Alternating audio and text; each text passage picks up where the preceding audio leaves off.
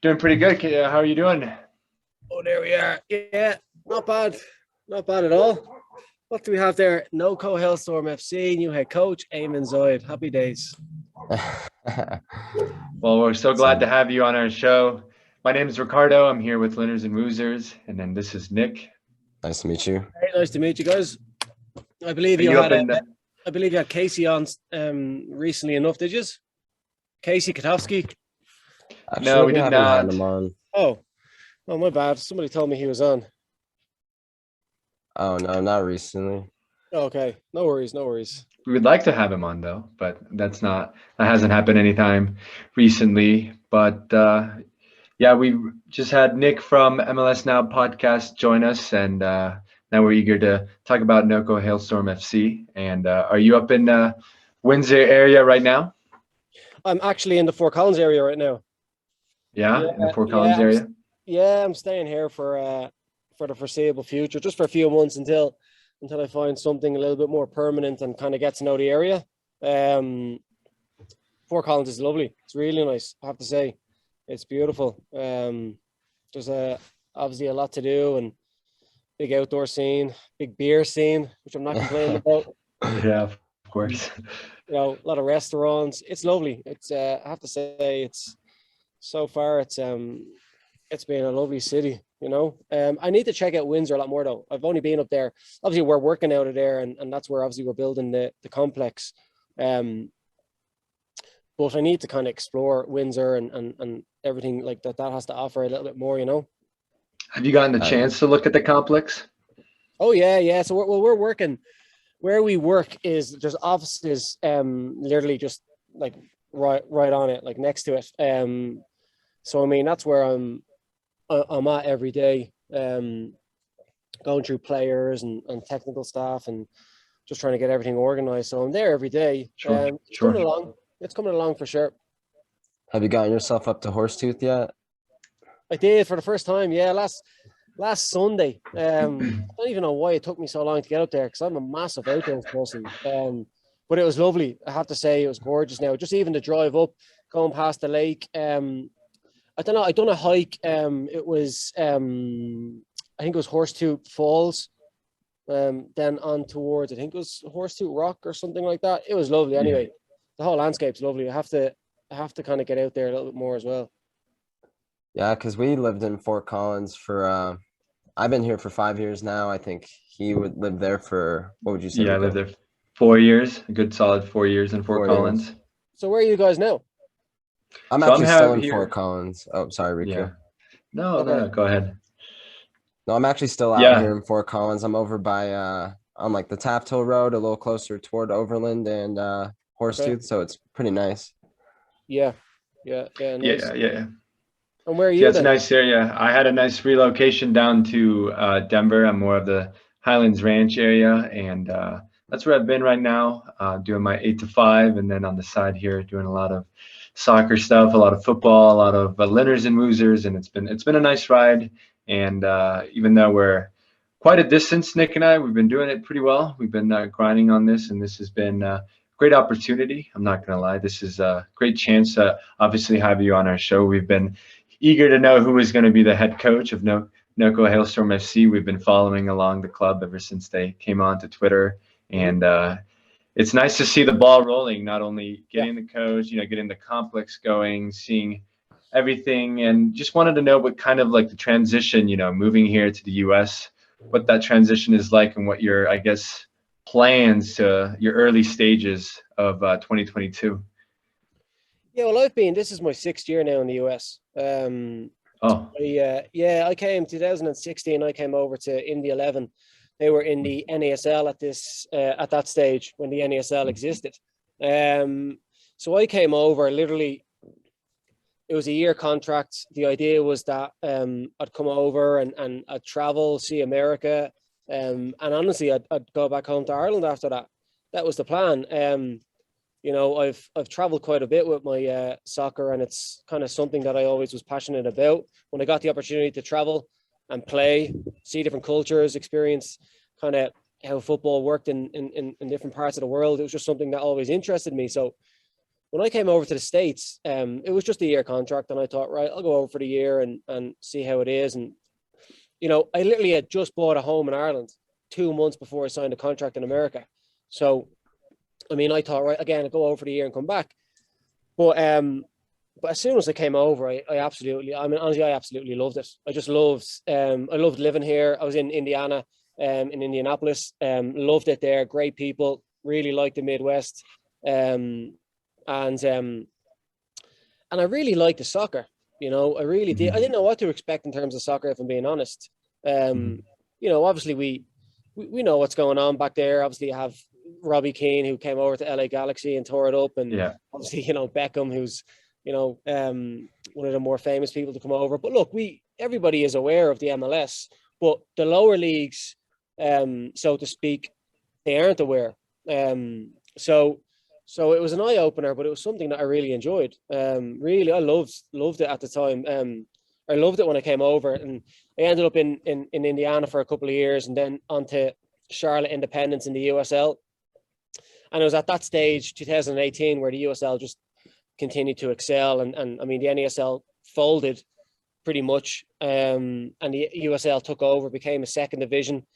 And obviously they added their USL League One in 2019, and I found myself at Chattanooga Red Wolves. And it was at Chattanooga Red Wolves that I,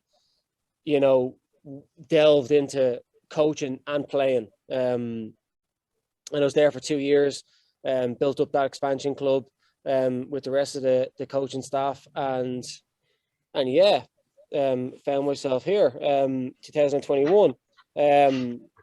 So, I mean, I don't know if that answers your question, but that's kind of my journey, and I guess how I from kind of coming over to the States to getting to here, Okay, so you said you were in the NASL, and then before that basically folded. Like, what's the main difference between like the USL coming up now and the NASL before? Well, I think the USL is a better run organization. Absolutely, 100%. I think it's a really well run organization. They have a plan, and they're executing that plan quite well. From what I see in terms of obviously the USL Championship going, because when I came over, the NASL was Division 2, and the USL was, as far as I was aware, it was Division 3. And there was no USL Championship or USL League One. It was just USL. And then obviously in 2018, it got approved to be a Division 2, and rebranded in terms of the USL Championship and USL League One. So the main difference is obviously the USL organization is a much, much better run organization than the NASL. I feel like the NASL was, I don't want to call it I've heard the term retirement league. There was a lot of older players there. There was actually some excellent older players as well, like Raul was there, Marcus Senna. There was numerous. Joe Cole came over to Tampa Bay, but it was a league that had older pros. I'd say the average age in the NASL was closer to maybe the late 20s, possibly early 30s, but definitely the late 20s. So I liked the NASL. It was a slower paced game. I felt it was a bit more technical at times. Whereas the USL is more, there's more athleticism, there's more youths, more dynamic players playing in the USL Championship. And you get a bit of everything, I feel, in the USL. Because there's teams that are affiliated with MLS2 teams, and they predominantly go younger, and they're trying to blood players into that MLS team. So just try to get them minutes, and they focus on performance. Whereas then there's independent teams like Indy 11 and Tampa Bay and Phoenix Rising who want to win, who want to build, an independent club and want to win. So I feel like there's quite a good mix in the USL. And then you come to the USL League One, which we're going to play out of, and that formed in 2019. And again, it's a very athletic league. I'm not going to say it's predominantly targeted towards younger players, but it is definitely a league that gives younger players straight out of college that opportunity to delve into professional football. get them real professional game time, and see if they're good enough to go on and break into an MLS organization or into Europe or wherever they can go, you know?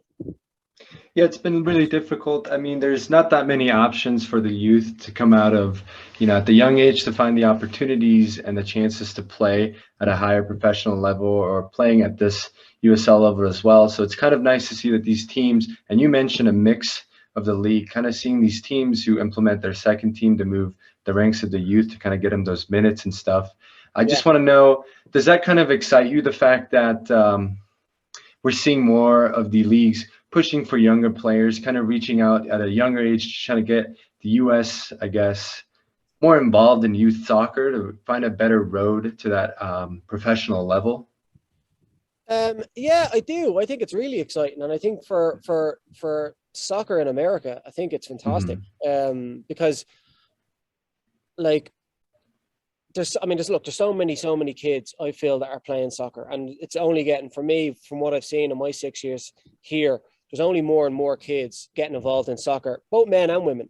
And look, America's massive. It's a gigantic country. You know, with how many ever millions of people that are here and also playing soccer. So, you know, in order to progress and produce players for, let's say, the US national team, right? If that's where we're going with it, like, young players need a platform to play. Like, they have to play. Like, they will not, like, you know, most players coming out of college, whether they get drafted in MLS organizations or picked up or whatever the case is, they're not going to get game time in them teams, you know, because they have bigger rosters and they have, you know, some big name foreign players, and there's numerous players they're competing against. So where do you play? You know, they have to play somewhere, or else they will never progress their game. So obviously, I think the USL Championship is a fantastic league, and it does allow players to get game time, and younger players coming through. But I think USL League One is for me, it's a more exciting league for younger players to get game time. I think 2019 was the first year USL League One came about, and I can look at North Texas. I mean, you know, I don't know how many players from that North Texas team would have ever got the opportunity to play for the Dallas first team. Maybe none of them. And maybe if that wasn't the case, if USL League One wasn't around, you mightn't have heard of Ricardo Pepi, you know, who's gone on to become one of the youngest players to score a hat-trick, and he's doing great things in FC Dallas. There's a couple of other players in that team. Justin Che. I know there's players that went on to the Dallas first team, but there's two of the players they sold, as far as I'm aware, to Europe. I think one of them went to a team in Italy. But they needed, like any young player, like they needed that platform to play. Like in England, like, you know, the teams in the Premiership will send them down to, whether it's Championship, whether it's League One, whether it's League Two, it doesn't matter. They send them out to get minutes, because they realize that the reserve league that was around in England for numerous years, it's non-competitive, and you're not going to, you know, you're not going to be able to get a young player those professional minutes and that real life experience playing in reserve leagues. So they need to get out and they need to play competitive football. And I think the more leagues, the merrier. And I think League One, for me, is the most exciting league in America right now for that young, promising player to come and get game time minutes. And I have no doubt that, you know, in years to come, whatever MLS team you support, whether it's Colorado Rapids, you'll look at some of their best players and go, oh, well, he played in whoever in League One. Oh, he came out of that team in League One, you know? I think it's not only good for just the players' opportunity, but as a culture itself, there's only 28 or so, maybe 29 MLS teams about to come in like 2022, 2023. Yeah. Not only that, but they don't cover every county of the United States that have people playing. They'll probably have zero opportunities to even go try out for their MLS academies or anything. So I think the USL gives a nice option for anyone to go play, anyone to go support, because they may not have a local team to support because it's really far away. And so I think it's like you'll get better players once you build the culture up, because they might have something to reach while they're in their hometown with something an hour away instead of like 5 or 6.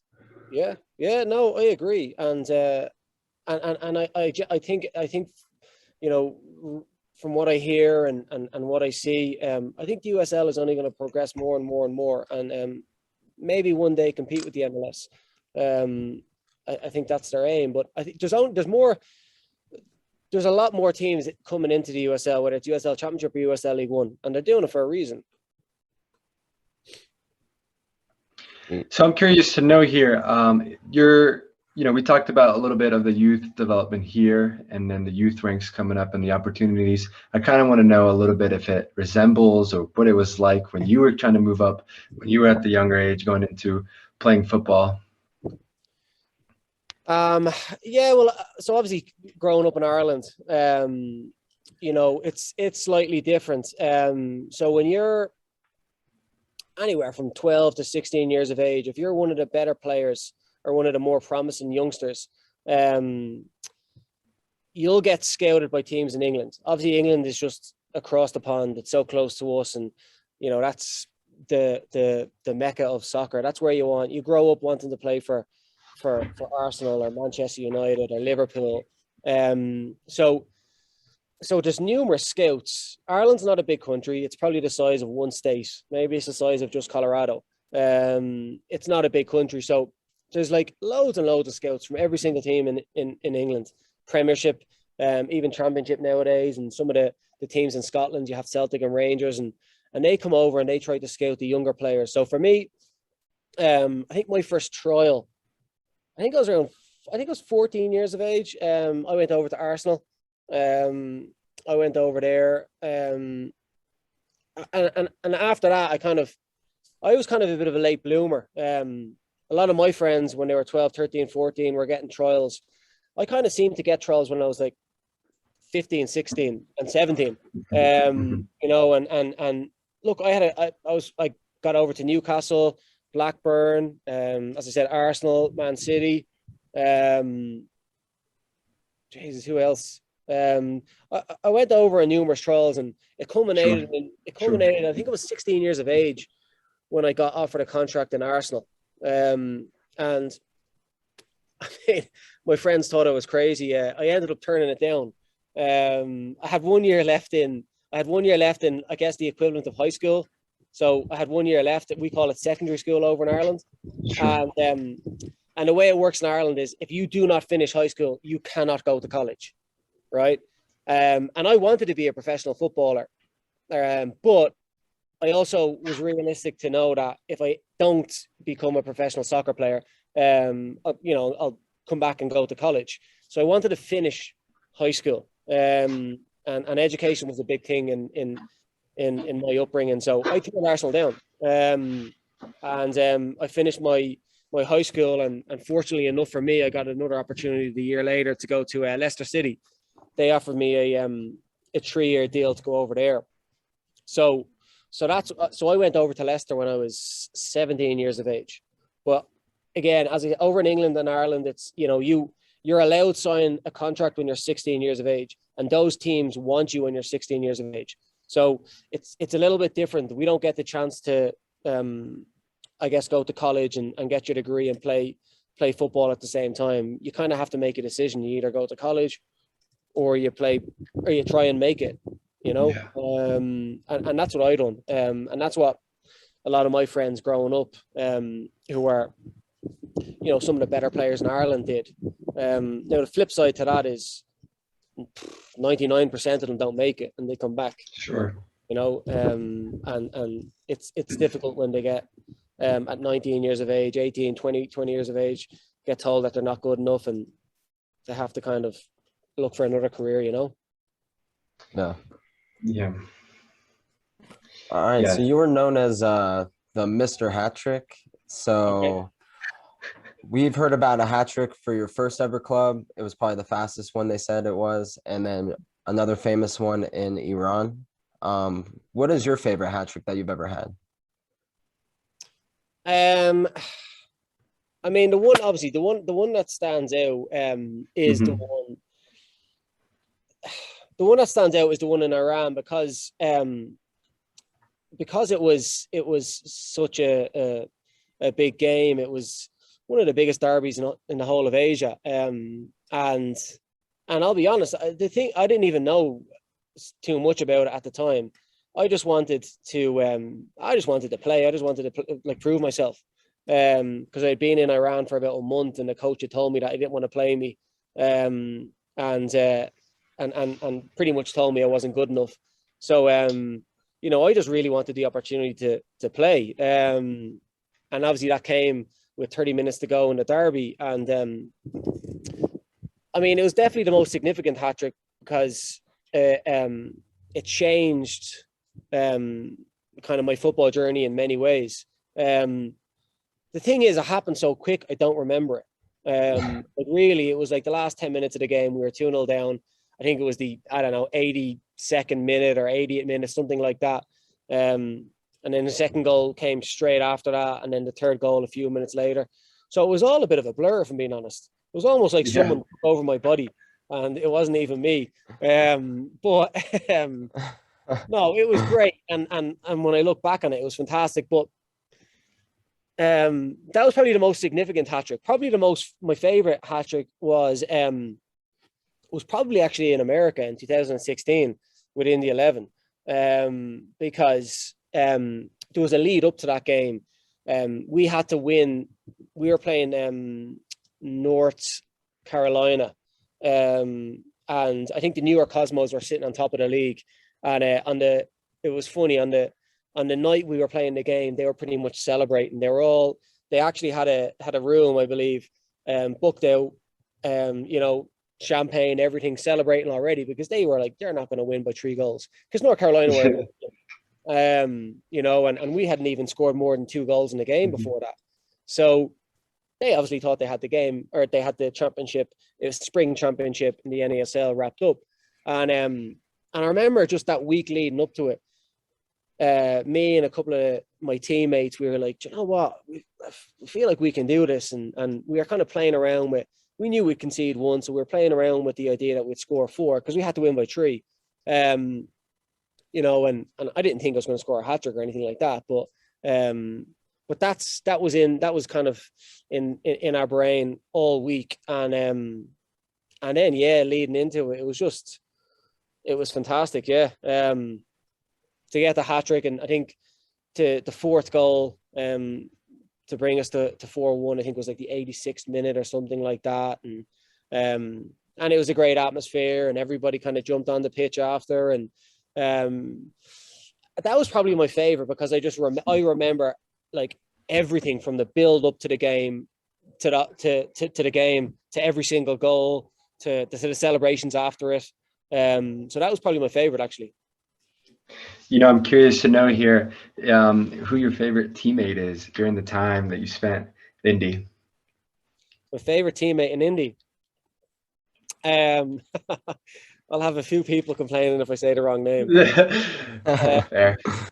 No, Did you have a few that stood out? Just a few that stood out? Some funny stories? Anything you want to share? You know, I had some great teammates there. Like my like, obviously one teammate that stands out. He's probably one of my best mates, if not my best mate, over here in America. His name is Colin Falvey. He's another Irish guy, and he kind of helped me kind of settle in, because he was in Charleston. I think he was in Wilmington. He had come from Ottawa Fury, and signed for Indy at the same time. And it was just good seeing another Irishman in the door. And he kind of took me under his wing, and it was great. He's now the assistant coach at Sacramento Republic in the USL Championship. He's he'll have a big future in the game. There was a few other kind of bigger names that I really enjoyed playing under or with. There was a Mexican called Gerardo Torrado. He was like absolute legend. He came, this was like his last year of playing. He was, I don't know, he was 30, maybe 37. But he was unbelievable. He was one of the best professionals I've ever seen. And he was so humble for somebody. I think he captained Mexico to 2 World Cups. I think he featured in 3 World Cups for Mexico. So like in Mexico, he was a legend. And everywhere we went when we were playing away games, like there was a big South American Mexican presence, like waiting for him and trying to get his autograph. But he was so humble. Like, I mean, he was just such a cool guy. You know, and you would think that, like, I mean, you know, Indy 11 and USL was, or NASL at the time was way below him. And it was. He was too good for the level. But I know he was fantastic, honestly. What a guy. What a guy. So they were probably two. I mean, there's so many. Like, honestly, I was fortunate enough to play with some great guys there. And it was a great team. But yeah, I'm trying to think if I have any like funny or dodgy stories. You'll have to come back to me on that. I know I do, because it was a fun group. Oh yeah, we'll have to go ahead and come back on that. No worries. I just like to go ahead and know a little bit more. I know, you know, we talked about you scoring a hat trick in the Derby in Iran. I'd like to know a little bit what that experience was like living there and then playing in the soccer culture there. Because, you know, we talk a little bit about the US and Ireland and England, but I'd like to know a little bit more about, you know, the Asian culture over in Iran, about the football, you know? Yeah, no, absolutely. Iran was an eye opener, and look, I didn't know what to expect. I remember when did I? So I went over 2012. I had just finished up a year in Ireland, and I had probably my best individual year in Ireland, and that season finished in November.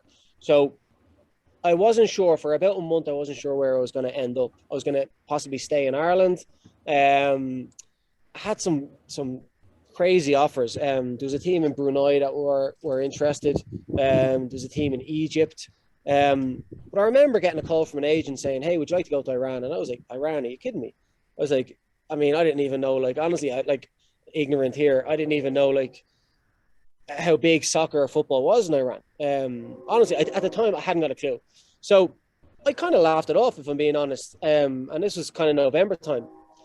And then the start of December, he came back to me and he said, "No, really, would you, like, there's a contract there in Iran, and it's only a 6-month contract. You know, would you like to go?" He sent me the contract, and look, I'll be straight up honest. Financially, it was a good move. And I said, "Look, let me look into it." So I rang the embassy. There was an Irish embassy, which I couldn't believe, over in Iran. I rang the Irish embassy and I said, "Hey, listen, look, I got an offer to play soccer over there. Like, what's it like?"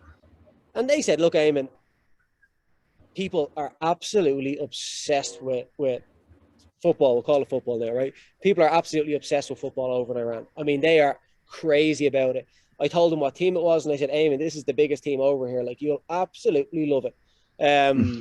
You know, I said, "Well, what's life like?" And they said, "It's safe. It's people are just like us. Like, they're friendly. They like to have fun. They're like, don't like." They said, "Forget what you read. Forget what you see on the internet or what you read in the news. It is not like that." So they kind of put my mind at ease, and that was that. I decided, why not? Worst case scenario, it's only 6 months. So I flew over there, and yeah, I mean, look, I didn't know what to expect, and it took me about a month to kind of settle in, because it's a complete different culture over there. But I'll say this: Iranian people, forget what you read about like Iran and the government. That's, you know, the government and whatever they're getting up to is, I mean, that's none of my business, and that's maybe something different. But I mean, the people over there are lovely. Like, they're really, really, really friendly. Yeah. And again, they're so, I mean, they're just like us. Like, they like to laugh, dance. Like, they love dancing and music. They love to party. They love to just hang out. And to be fair to them, they really do like the Western, like, they really do like Western culture. Like, they do. So I was surprised at all that, because I didn't know what to expect. And from that point of view, like, it was great. It felt safe. There's some lovely parts of Iran. So from that part of it, I enjoyed. The football side of it, I didn't know what to expect, honestly. And I probably didn't really get the full picture until that game where I scored the hat trick. It just happened to be like the biggest game over in Iran, which I wasn't sure. I mean, I didn't know about it at the time. and played in front of 90,000 people. And it was crazy. I mean, obviously playing in front of those crowds was phenomenal. But I didn't realize that, like, the football players over in Iran are the biggest celebrities in the country. You know, they're bigger. They're the most well-known people. They're the people recognize footballers over everybody else in the country. And I didn't realize this until after the hat-trick, until I couldn't go anywhere. You've had a nice weekend, I bet. Oh man, like, it was crazy. So I remember, like, the night I scored the hat-trick, I was just like happy that I kind of, like, in my head, I had proved the coach wrong. You're doing your job, yeah. You know, and I had kind of earned, I guess, the respect of my teammates as a foreigner, which is hard going over as a foreigner, because they do look at you, and I don't know if it's jealousy, or it like, you have to prove yourself on the football pitch before you actually get respect off them, which, you know, and I noticed that was the same. That was the same in Iran, in Malaysia, and when I played for Libya, it was the same. Like, it was only after I kind of had proved myself or scored some goals that people became friendlier to me. You know, and you felt part of the team. So I remember, anyway, after I scored that hat trick, I went back to the hotel just to have a cup of tea, cup of coffee, because there's no alcohol over there or anything like that. So I'm just there sitting in the lobby having a cup of coffee, and there's a wedding going on. And I remember one guy comes out and he sees me, and he comes over and he kind of just runs over and goes, ah, and I'm like, what? And he runs off, and I'm like, that was creepy and kind of weird. He didn't even say anything. And next thing, I have the whole wedding party coming over to me, surrounding me, asking for autographs, pictures, and I was like, what's going on here? I, like, genuinely hadn't got a clue what was going on here. And my agent, who was Iranian at the time, like, he was almost in tears, and I was like, what the hell's going on here? But someone explained to me, and he goes, Eamon, you don't realize what just happened here. Like, I mean, like, like, this is going to happen all the time now, and people are going to, like, you know, they're going to ask for your autograph. They're going to, like, come up and you won't get a minute's peace. But no, it was cool. I mean, I'm not going to complain. It was cool. Sure.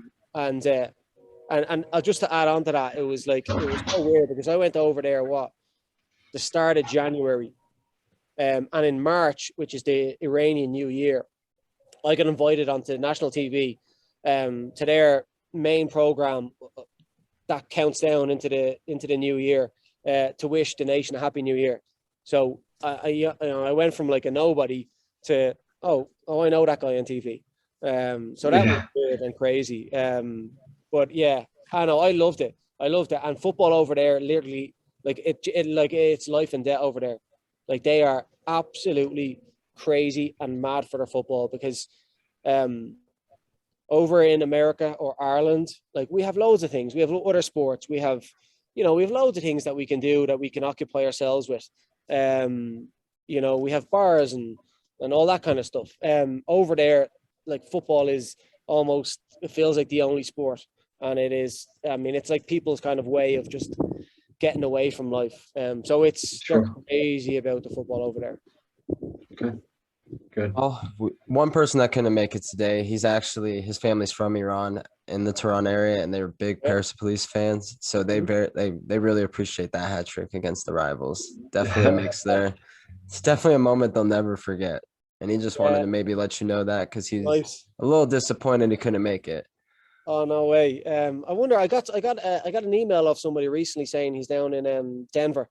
And he was a Persepolis supporter, and he was Persian, and he was asking me if he could come up to Fort Collins to say hello. But yeah, it's like, well, I don't know, strangely enough, or maybe not strange enough, I don't know, there actually is quite a big Persian presence in America, and a lot of people have reached out and like, if you're in California, or hit me up, or if you're here, hit me up.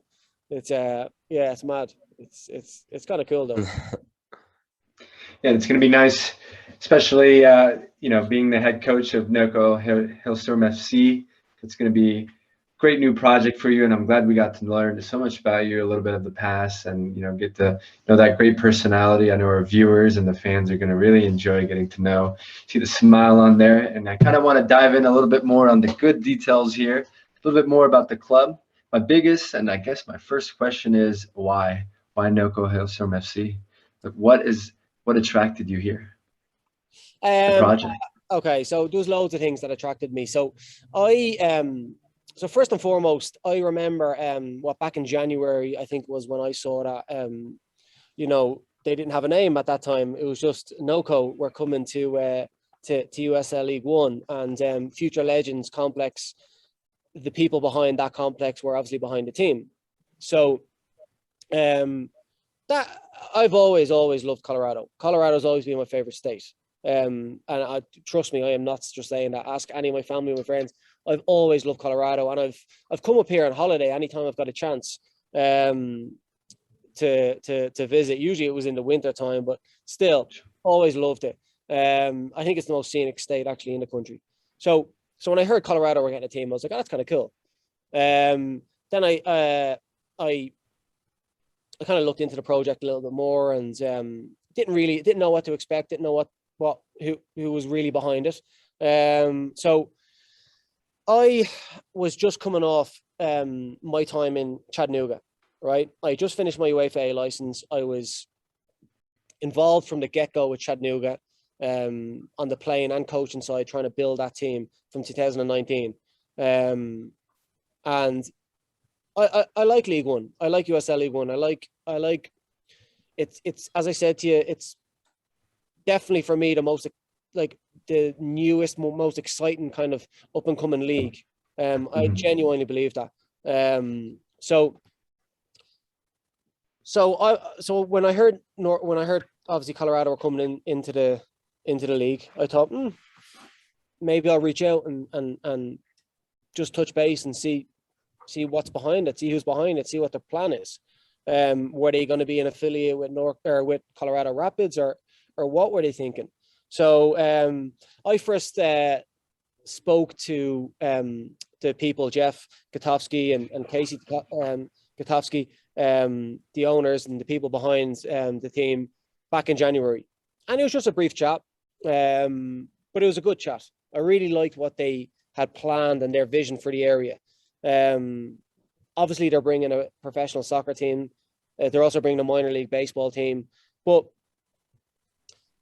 they want to do much more than that. They want to, they really want to delve into the community, and they want to do some kind of different things. There's going to be different sports that are going to be coming out of Future Legends Complex, and they're creative, innovative people that are not afraid to do things that are a little bit different. And I like that. They're edgy, and that appealed. Then my second conversation with them was a couple of months later, and I think it was then that I got to know about the soccer team and the project a little bit more. And the one thing that stuck out for me that really, really kind of got my attention was that they wanted to build a team that were going to compete and win the league. They wanted to win.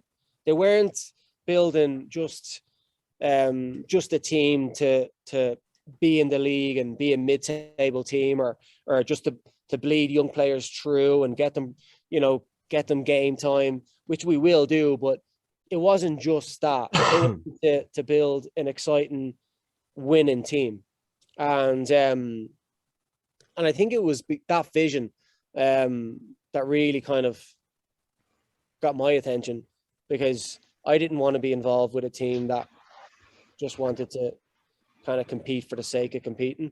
I wanted to be involved with a team that wanted to win.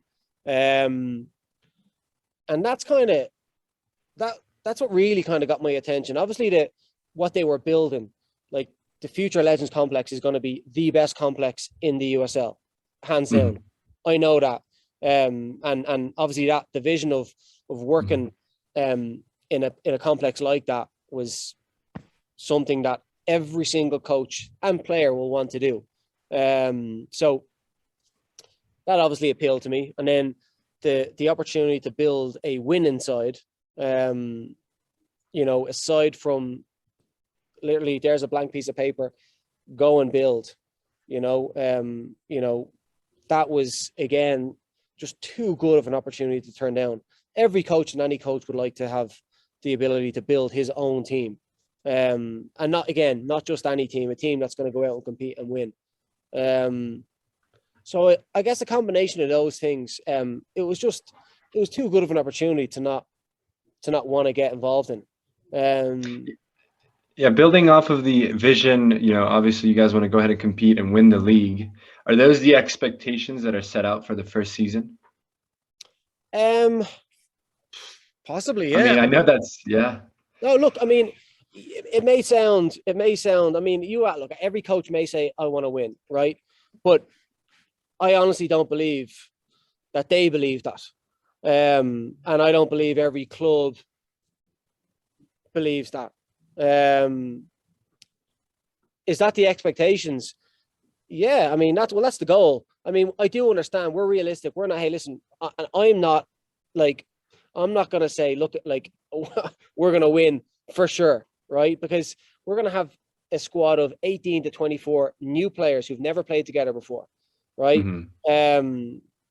We're going to have obviously a new technical staff that may have not worked together before. And that may take time, you know, it really may take time. I expect it to take time, but I also know this league, and I know that this league it's a league that you're capable of going in and really making like a big impression from the start. You know, and we'll aim towards making the playoffs, you know, which gives us, I don't know how many months to kind of figure each other out, make the playoffs and peak then, you know. But no, I every player that will come in next year, and the rest of my coaching staff will know that we are here to win. And I'm not going to say I expect to win, but for sure I want to win. And if it's not year one, it's going to be year two. You know, because as I said, the facility that we're building will be the best in the whole league. So I will not have any excuse in terms of the facilities. Sure. That we're going to have a full-size indoor dome. We're going to have 10 soccer fields to practice on. We're going to have obviously our stadium as well. We're going to have our gym and weights room. Everything will be on site. There's going to be hotels, restaurants that are going to look after us. So there'll be no excuses from that point of view. And yeah, I mean, you may, you know, I'm sure if any other coaches in the league are watching this and watch this, they'll be like, I mean, like, really? This guy just thinks he's going to walk into the league and win? Mm-hmm. I'm not saying that. It's going to take a lot of hard work and a lot of good recruitment, but I'm ready for that. And I have an idea of what it takes to go out and win.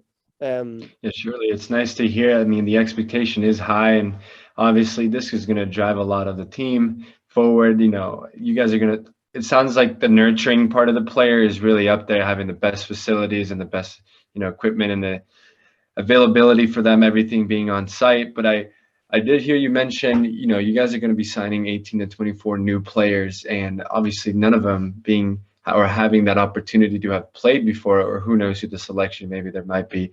But I'm seeing that as maybe one of the biggest challenges going into the first year, you know, getting a group of 11 starters or even a group solid 15, 16 players who gets rotated in, kind of building that chemistry. And so I'm sure that one's going to be a lot on your mind, kind of first seeing, you know, what's going to be working, what's not going to be working. And I'm personally a little bit excited to see this new team, just kind of excited to see the picks and seeing how it works. And, you know, if I were to use the Rapids right now as an example, I mean, with what Fraser's doing, he's doing a heavy rotation, and then we bringing in players in.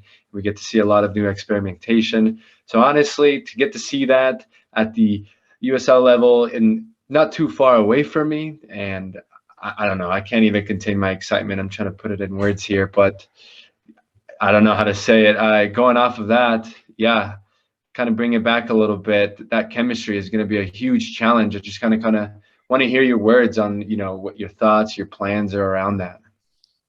Yeah, look,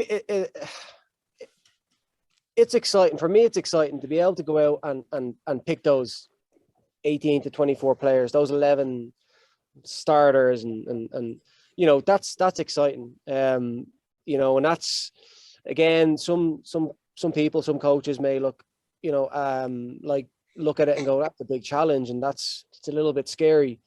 I would much rather that than be given a squad and only being able to change 5 to 10 players. So I can really, like, I know what type of player I'm looking for. And the players that I want, obviously I want talented players on the pitch, but I also want good people and good players off the pitch. And I know what I'm looking for. And I have time to build that. You know, fortunately for me, there's still 2 to 3 months left in MLS, USL Championship, USL League One. Players are playing. I get to go out and see them. You know, college players are still playing as well. I get to go and watch college games as well. So it's exciting for me. And you know, being able to pick those players is something that I'm looking forward to. And yeah, it's going to take time to kind of get that chemistry together. And I expect that. And you know, that's what obviously we have pre-season for. And Sure. I'll try and get as many games as I can in pre-season. Maybe more games than other teams, because we'll need them, because we haven't played together as much. You know, and for me, like, a big thing is relationships, right? Relationships and networks, and I've built up a lot of that over 20 years of playing. I was 3 weeks ago, I was down with the Colorado Switchbacks. I know the coaching staff very well. I actually played with the assistant coach. The other assistant coach is from Dublin, Ireland, and their head coach I know very well. So I was down there, and to be fair to them, they're doing quite good things down there in Colorado Springs, and they're an exciting team to watch. So, you know, they want to have a relationship with us, which we'll absolutely have. I'm going down, actually, I'm watching. I see you have Rapids versus Salt Lake City behind you. I'm actually going down to watch that game, and I'm going to go down and I'm meeting with their general manager and executive vice president. He's another guy, Porrig Smith. He's another guy from Ireland, from Dublin. And I'll be tapping into him as well, and into those resources. And I'd love to have a couple of players from Rapids, maybe some of their academy kids who are good enough to play. They just need game time. You know, and I hope that I'm going to be able to get a couple of their players as well. Sure. And bring them onto my team as well, and give them that platform to get games and perform and show that they're good enough for the MLS. So having that relationship with the Colorado Rapids and the Switchbacks, for me, it's going to be big. It's going to be vital as well. Now, we're going to be independent. We're going to be our own organization up north, and we'll give the people up north something to be proud about and something to kind of get behind. And hopefully they'll come out and support, and they'll really get behind the team, and they'll enjoy watching us play, and hopefully winning, you know. But no, the relationships will be key with the other two teams in Colorado, and there's good people behind them, so I expect that. But look, again, kind of going back to your question, I think I went around in a circle there. It will take time for the guys to get. It'll take time for the guys to come in and gel and to really get that. But look, that's up to me and the rest of the coaching staff to deal with. And again, that's for me, that's going to be really exciting to see them from day one coming in. And I have so many ideas that I'm going to play with to kind of get that chemistry together. And it's going to be exciting watching them, picking them, watching them come in from day one, and seeing them go through pre-season and start the season. And listen, maybe it may take, you know, a few games coming into mid-season to kind of really see the best of us. But yeah, that'll be exciting to see that come together, and hopefully the fans will also get to see that coming together and be excited about that. I mean, personally, I mean, if I was a player who just recently signed, if I was one of yours and, I had to worry about building that chemistry, I mean, looking up at the coaching staff, just pointing you in particularly, having that opportunity where you played in multiple different countries. And then, as you said, you were the foreigner on your team. So you're going to have that experience of what it's like to fit in with your teammates, exactly get to know them, what to build that chemistry. That's really great looking forward. I think, as you mentioned, the first few games, it might take a little bit. You're going to try to get those preseason games, but we'll be there to go ahead and take a look at that. We'll be Yep. trying to get opportunities to watch your team play, and then seeing there where it's going to get developed and seeing what works and stuff. And hopefully, the first season, as we get to go ahead and go to the games, kind of see how exciting it is as this whole project is unveiling, and then looking back at today, especially what we talk about, and that's it. I mean, you talk about tomorrow, you're going to be at the Rapids versus the Salt Lake game. Hopefully, Yeah. you're going to have a great time. Is this going to be your first Rapids game? It will be. It will indeed. So I'm looking forward to it. Yeah. This is going to be a Playing good some game to good go ball to. right now. Yeah, we are playing. Already- Two of the best teams in their conference. I mean, the Rapids are flying this year. They really are. We have 8 home wins currently, 8 home wins, at unbeaten streak, and hopefully we get to go ahead and continue it. I will be there tomorrow, as Alright. always, cheering on our Colorado Rapids over in the fan section. I'm too. devastated that a good friend of mine, I played with him in Charlotte, Sammy Vines, is not going to be there. I would have liked to have seen him perform, because I saw, you talk about, obviously I'm going to be excited to see how my team develops from day one. I was fortunate enough to play with Sammy when he went down to Charlotte Independence on loan, and I remember seeing him saying, this kid has something. And as a striker, like, one of his best attributes, he was so good attacking, and he had a great cross on him. And I remember one of the first games I played, he put a ball right on my head. It was a great cross, and I remember thinking, like, this kid has something, and you could see it in training. I think the only thing that for me they kind of, I guess, had to work on was his defensive side of things. Now, he was young, and that would, again, it just goes to show, like, if there wasn't that platform to go to a Charlotte Independence, would he have got those games to improve those little mistakes, that maybe his defensive errors, because he had so much ability, but he needed that. He needed that that time at Charlotte Independence to get those minutes in, come back to Colorado, make that position his own, get in the US national team, and now he's over in Belgium. So seeing that journey for me was great, just from a fan of his, So, but I'm disappointed he won't be there on the weekend. So we did watch a brief bit of your podcast with Down the Pub, and you did mention that Northern Colorado was looking to add a women's team in 2023. Would they be affiliated with the USLW League, or? So we will have a women's team. From what I believe, it'll be 2023, but we're going to have an actual fully professional women's team. I think that may be 2024. I think, as far as I'm aware, I don't know what information is out, to be honest, publicly or not publicly. But as far as I'm aware, there is talk of the leagues coming together and being under the USL umbrella, women's soccer. So if that happens, which I believe may happen, we will have a fully professional women's team that will compete against the North Carolina Courage and the Portland Torrens and those teams. I think women's soccer for me is America's the best country in the world for women's soccer. There's some, honestly, I was blown away. In 2017, I coached the women's Division 1 team in Indiana, Ball State University. And it was my first kind of foray into women's soccer, and I was blown away by how good they were. Honestly, I didn't know what to expect. I really didn't. And I had so much fun coaching them. It's a little bit, I think it's fair to say it's a little bit slower paced than men's soccer, but you can see all these things that you work on in training come together in games, and from fans as well. When you're watching it, you can see these you can see patterns of play happen in front of your eyes, and see it more better than you may see men's soccer, because men's soccer is just a bit quicker, you know.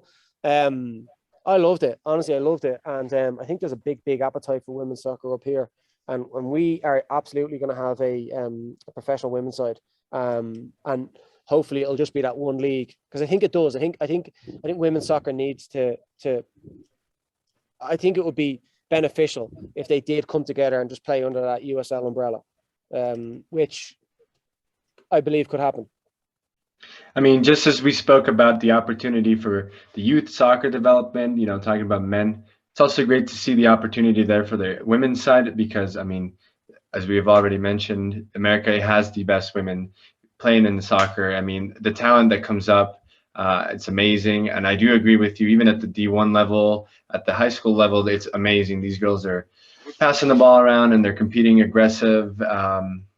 And, you know, kind of tying it to Noko here, it's kind of nice to hear that you guys have more long-term plans, even though you haven't even started your men's first team. You're already looking down the road, you know, thinking about it. It's in the talks here. And I kind of just wanted to go ahead and see here. I do have would like to go ahead and do a little fun game that Nick and I here are trying to do here, where we go ahead and spit out these questions, just trying to get a quick answer from you. But before we get to that, I just want to go ahead and wrap it up here with Noko. Just kind of get your final thoughts, some expectations that we can go ahead and listen for the next few weeks and new months, what we can go ahead and I guess chew while we wait for the next big news, you know. So what do you mean by that? Like what the plans are for the next few months? Yeah, I guess we'd like to go ahead and know, you know, just wrap it up a little bit on things that we haven't, you know, just a few things that we haven't maybe touched on, or what the next few weeks or even the next 6 months kind of look like until we hear something. I mean, we were in the dark for a couple of weeks here until we heard a few days before the announcement that, you know, you were going to become the head coach. They didn't even tell us it was you. They said, hey, we have a big announcement for you guys. I know you wanted to be in the loop. So just, you know, just a little bit, give us a bone is what I guess I'm trying to say. Okay. Well, look, from my point of view, obviously I'm initially I'm concentrated on building my technical staff. I am I know I'd be fairly close to my assistant coach and my goalkeeper coach. They're involved in other teams right now, so you know, hopefully I can steal them from the teams that they're on right now, and they'll come over to our organization, because they see what we're trying to do. They've you know, got a lot of information about the club and the organization, and they know me as well, and they know what I'm trying to do, and they know that, again, I don't want to just compete, I want to win, and I want to be involved in that. So I obviously over the next few months, I'm going to be obviously building out the technical staff. I'll be close to the assistant coach and goalkeeper coach right now. From a playing standpoint, we do have a lot of players already earmarked, really exciting players, some of the best players in our league, and some really good players or have been some really good players in the USL Championship as well. So we'll see if I can convince them to come over. Any plans for a local camp or anything like that to attract local? Yeah, no, absolutely. I don't have a date. I'm gonna have Sure. I foresee having 2 tryouts, one before the end of the year and one kind of probably start of February time, end of January time. But the first one I hope to have, we talked about it maybe November time. And that'll give me, you know, we've had a lot of people reach out through our social platform, inquiring about tryouts. And I want to see what the talent is around here. And I'd love to, like, I want to sign players from Colorado. Like, I would genuinely love to be able to turn around and sign a couple of players that are based in North Colorado or the state in general. So I'll have those tryouts November time. Don't know if it's going to be the start or the end of November time. And And I hope that there's going to be a good turnout, and I hope that we're going to kind of find some diamonds there, unexpected Sure. diamonds. And that would be really exciting. I genuinely, I'd love to sign a couple of players from Colorado. So I intend to, well, hopefully do that, but hopefully there'll be some standouts at the tryouts. Might have to send some guys your way. Absolutely, anything. Yeah. The more the merrier. I'm looking forward to it, because I'm told that, you know, I'm obviously new to the Colorado soccer scene. But I'm told that there's some really good youth clubs. I know there's some really good universities. I know there's a really good one of the best in the nation, actually, I believe, down in Denver, men's university program. And I'm going to go down there and connect with the coach down there. And there's been a couple of other universities that have reached out as well.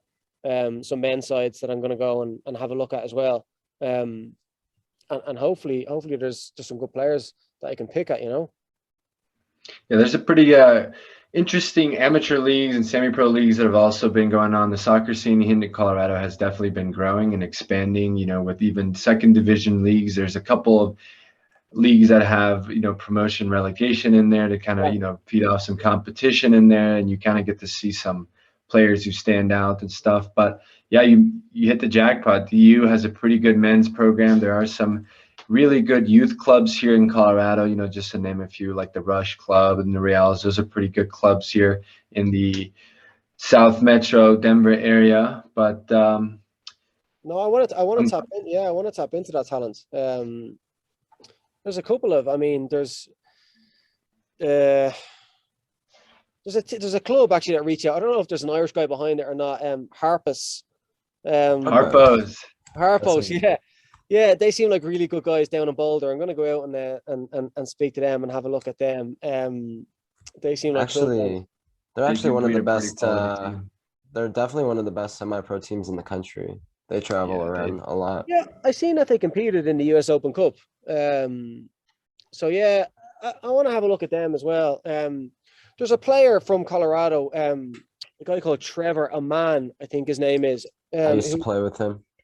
Yeah, he came to my attention. He won the MPSL there recently with a team in Texas.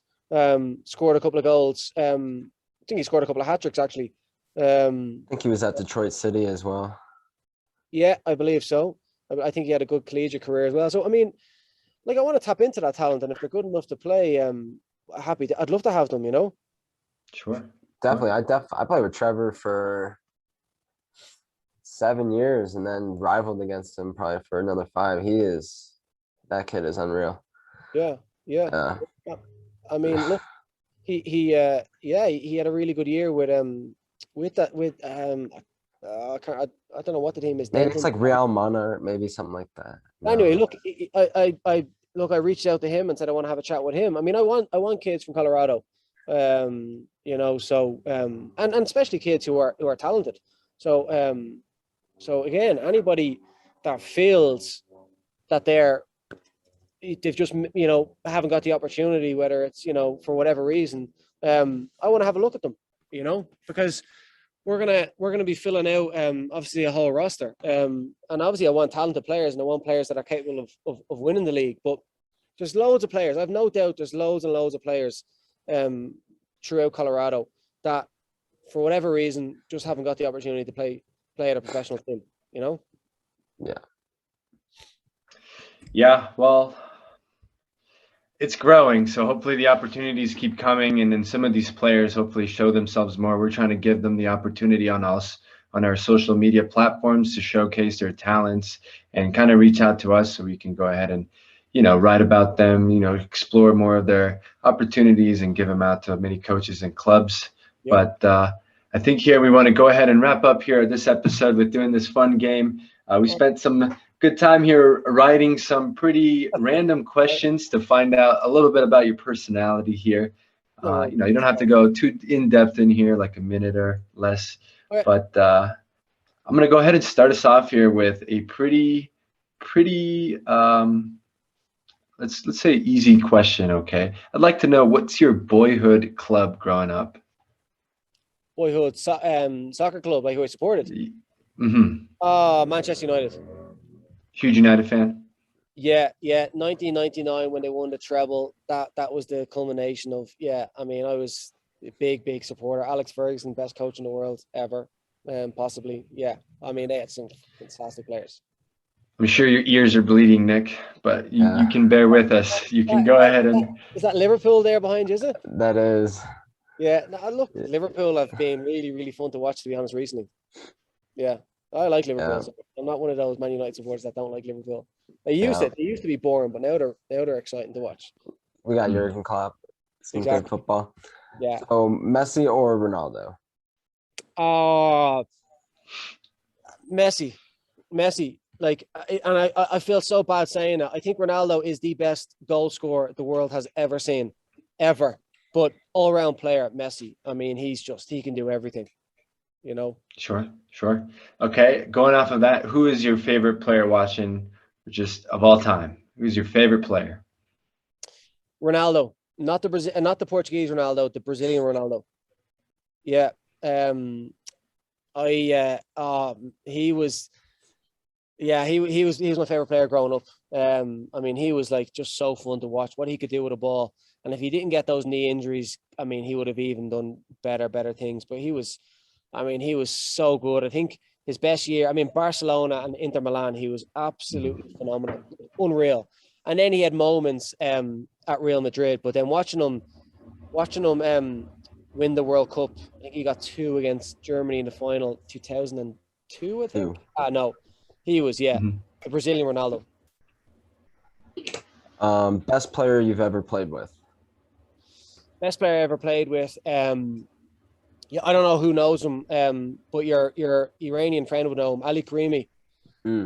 He's probably the best player possibly the best player to ever come out of Iran. He definitely thinks better than Ali Daei, if you know. Ali Daei was the goal scorer, but Ali Karimi, I think, was the most gifted player ever to come out of Iran. I mean, what that guy could do with a ball was, honestly, I mean, if you just YouTube, like my goals, like it was, most of them were from his passes. Like, it was phenomenal, honestly. Like, I couldn't believe it. I had heard of him, but didn't really know him when I went to Iran. But well, I mean, he was a wizard with the ball. I know this is a little early to ask, but who is your favorite to win the Champions League? To win the Champions League? Yes, at the end. Off? I mean, they're in the qualifying stages. Yeah, I guess. Well, I guess to simplify it a little bit, do you think with the recent transfers that have happened to PSG, are they your favorite to win the Champions League? Yeah, I want PSG to win it. I want PSG to win it because, I mean, look at that front three. I mean, like, I don't know how you can stop that front three. I mean, and then obviously, they have the I don't even want to pronounce his name, but the Italian goalkeeper who they got. They have Donnarumma. Yeah, I mean, Ramos obviously at the back as well to help out. I mean, what a team. I mean, I only saw there a few weeks ago. I feel sorry for is it Draxler and they have another striker who are like Icardi. Yeah, I mean, top class strikers who are never going to get the game. But no, my favorites are PSG. I want them to win it. I that's probably why they're my favorites. We'll see, but I want them to win it. Alrighty. Do you prefer a night out in the club or the pub, or a night out or a night in with your lady? I mean, look. I mean, I know my lady's going to be watching this, or listening to it. So, yeah, a night in with the lady, I guess. I mean, can we not do like half and half, like a couple of hours out with the lads, and then like finish it up like when we're at home? I don't know. A mix of both. A mix of both. Yeah. I mean, you did mention earlier that there's a pretty nice beer scene. Have you gone to any of the breweries up in the Fort Collins? I think New Belgium is there. New Belgium has been my favorite so far. The beer's really good, like really good. Like, they've got the Fat Tire, right? Yeah, they have the Fat Tire, and I do like the Fat Tire, but that's probably my second favorite. My favorite actually is I never had it before, the Old Aggie. The Old Aggie. Yeah. The Old Aggie. Yeah, that's really nice. Yeah. No, it brings back memories. Yeah, I believe that's named after the college or something, is it? Yeah, our It was mascot's the Aggie. for Yeah. the Yeah, us- I'm telling you, that's good beer. smooth beer. That's good beer. Do you prefer Coke or Pepsi? Coke Zero. Coke Zero. I'm gonna Coke say Zero. Zero for sure. Coke Zero. Great choice. Yeah. Great choice. And for our last question is, do you have any spare USL League One scarves? I'm trying to add to my collection. I got the women's scarf I going on do. here. I have. I definitely have. You can have my Chattanooga Rattles one if you want. All right, I will. You can have the Chattanooga Yep. Rattles one. I do not have a. Why do I not have a Hailstorm one yet? Have they made any yet? I'm trying to think. I mean, they have some merchandise. And I definitely had a USL League One scarf. But I don't think I've seen a Hailstorm scarf yet. I don't even know if I want to send you a Chattanooga Rails one so you can hang it. Let me just send you a Hailstorm one when we get one, because we'll get one soon. Awesome. We're excited to get one. Yeah, no, that's Trying to build our scarves collection behind Nick. Yeah, I mean, I see. What's your favorite scarf that you have there? Takeaway Liverpool. What else do you have that you like? I think I enjoy the Copa America 2016 final scarf, except the final was depressing, but going to see Messi play for the first time was definitely something special. Oh, yeah. Or possibly the Rapids 2010 MLS Cup champion scarf. Oh, nice. Okay. Nice. Got to enjoy watching that with my family. It was a good time. Yeah. Very good. Very good. Okay. And then you just have that Milan one, is it? You look like you have two. No, I got a few more around, but I got the stationary camera there. I like to have the Milan one in the back because Milan's my favorite club. Yeah. Being I was born in and lived in Italy for about 12 years and then moved to the US. So Milan was my club growing up. And is it Milan that you were living? Milan's our state capital. I was from the state of Lombardy, but I was more by the Lago di Garda area. I was over in Desenzano, which is about 2 hours away from Milan, roughly. Yeah, I love Italy. Italy's my favorite country in probably in the world, actually. It's lovely. I've done a big trip. I've done like an 8-week road trip there. I don't know, back in 2000. Actually, probably before I came to the States, 2015. I loved it up towards. I love north. I loved everywhere actually, but if I was gonna, like I always wanted to buy a holiday home, but if I was gonna buy a holiday home, my favorite place to buy a holiday home was going to be Verona. I loved like Verona. I had Lake Garda. It was within driving distance to Milan. You had there's so many areas there. Venice was an hour and a half away. Verona is beautiful. Yeah, I loved it. And Lake Garda and Verona are, I loved it. Yeah. Lago di Garda is beautiful. That's I got to spend a lot of summers there, and I mean, now that I'm here in the U.S., I mean, I did get to experience both the different soccer cultures and stuff, and we're not here for that. I just want to go ahead and just wrap up some things here, and we know you're a very busy guy, and you got some big plans coming up, but we obviously want to go ahead and do this again one more time. We'd like to go ahead and get to know you in person and get some more opportunities to go ahead and chat about the club here, and as more opportunities, as preseason comes along and as more games are scheduled, there's more players are being announced and stuff. We'd like to be on top of that just to make sure that not only our readers, but everyone is getting here in Colorado is getting an understanding and an idea of what's going on up north. And most importantly, we wish you success. Cheers. Thank you very much. I appreciate that. And I know, absolutely. I've done a few podcasts, but they've all been like non-local. So no, the local, the better.